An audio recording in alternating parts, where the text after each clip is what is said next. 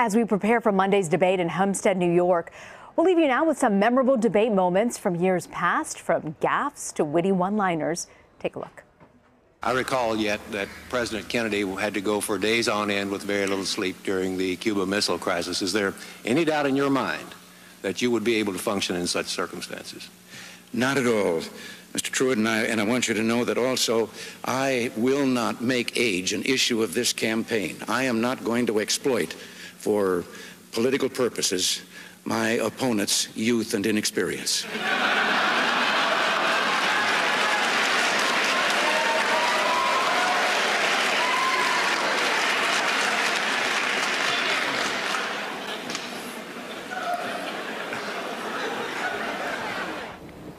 I'm sorry, could I just follow? Did I understand you to say, sir, that the Russians are not using Eastern Europe as their own sphere of influence and occupying most of the countries there and making sure with their troops that it's a communist zone, whereas on our side of the line, the Italians and the French are still flirting with possibility? I don't believe, Mr. Frankel, that the Yugoslavians consider themselves dominated by the Soviet Union. I don't believe that the Romanians consider themselves dominated by the Soviet Union. I don't believe that the Poles consider themselves dominated by the Soviet Union. Each of those countries is independent, autonomous. It has its own territorial integrity. And the United States does not concede that those countries are under the domination of the Soviet Union. As a matter of fact, I visited Poland, Yugoslavia, and Romania to make certain that the people of those countries understood that the President of the United States and the people of the United States are dedicated to their independence, their autonomy, and their freedom. Governor Carter, have your response.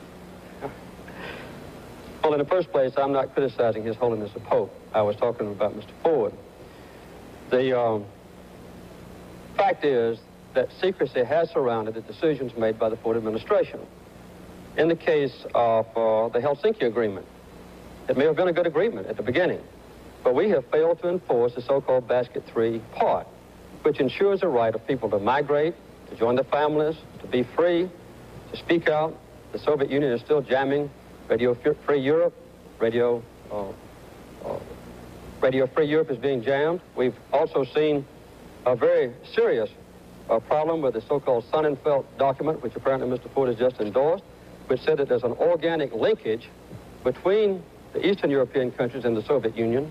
And I would like to see Mr. Ford convince the Polish Americans and the Czech Americans and the Hungarian Americans in this country that those countries don't live under the domination and supervision of the Soviet Union behind the Iron Curtain. We also have seen Mr. Ford exclude himself from access to the public. He hasn't had a tough cross-examination type press conference in over 30 days. One press conference he had without sound.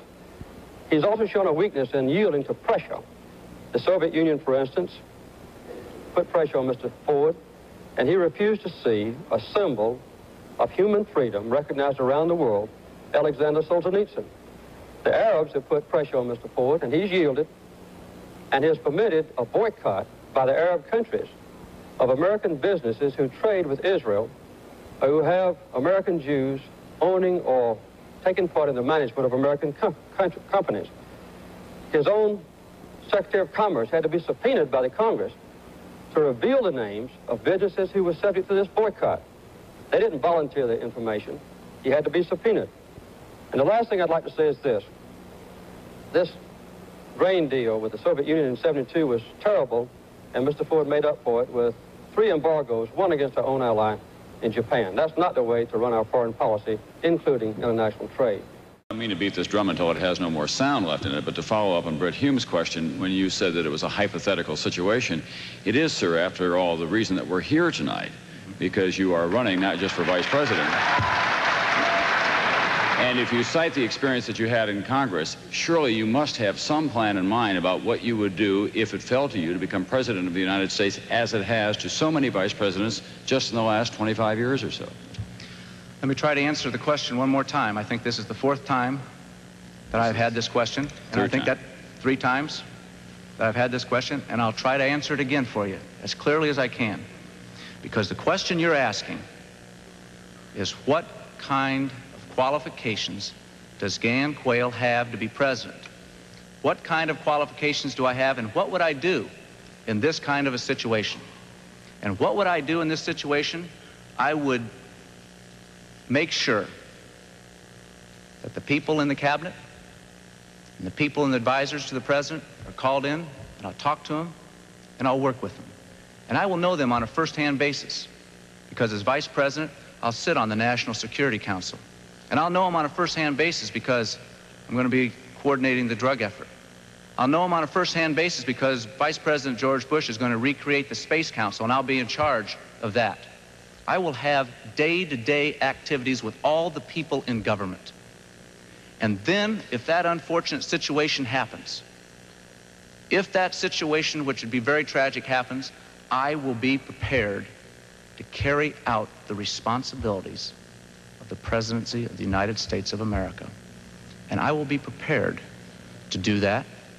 I will be prepared not only because of my service in the Congress, but because of my ability to communicate and to lead. It is not just age, it's accomplishments, it's experience. I have far more experience than many others that sought the office of vice president of this country. I have as much experience in the Congress as Jack Kennedy did when he sought the presidency. I will be prepared to deal with the people in the Bush administration if that unfortunate event would ever occur. Senator Benson. Senator, I served with Jack Kennedy. I knew Jack Kennedy. Jack Kennedy was a friend of mine. Senator, you're no Jack Kennedy.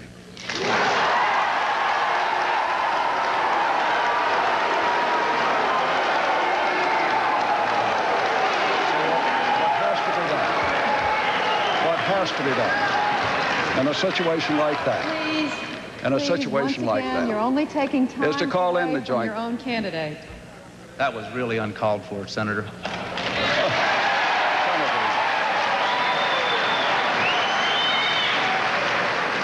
You're the one that was making the comparisons, Senator. And I'm one who knew him well.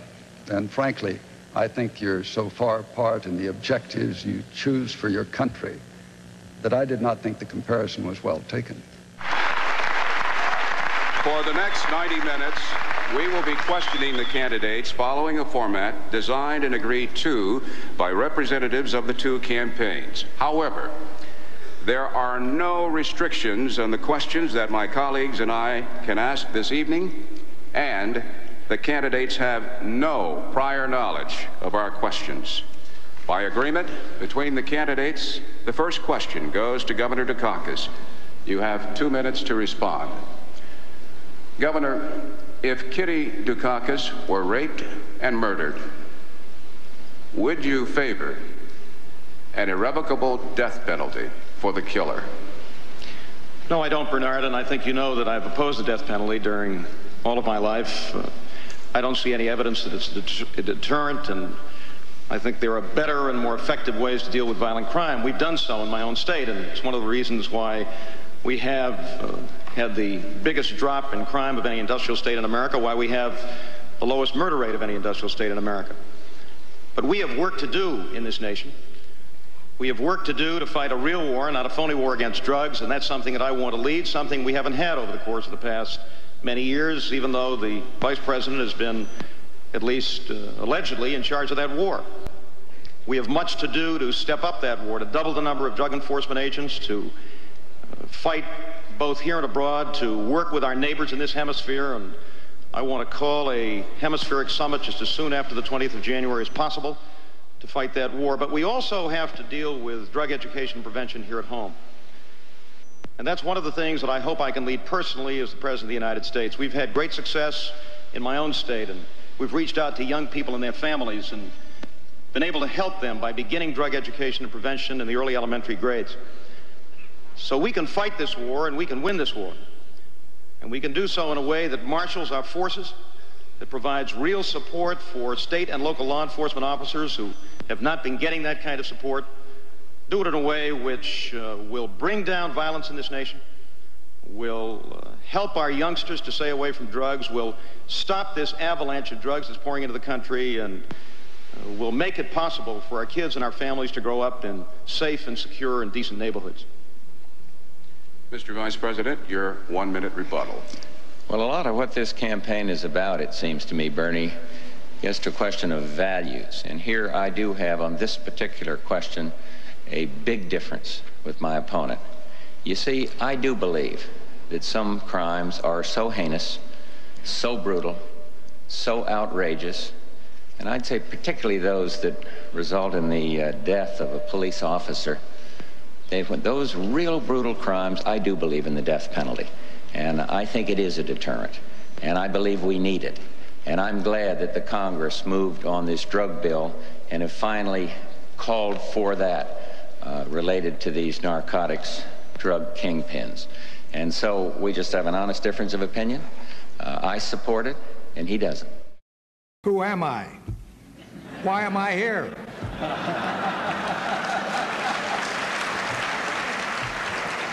I'm not a politician. Everybody knows that.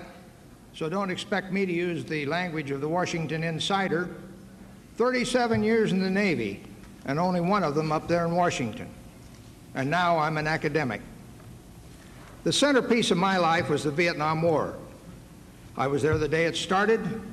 I led the first bombing raid against North Vietnam. I was there the day it ended, and I was there for everything in between. 10 years in Vietnam, aerial combat, and torture. I know things about the Vietnam War better than anybody in the world. I know some things about the Vietnam War better than anybody in the world. And I know how governments, how American governments can be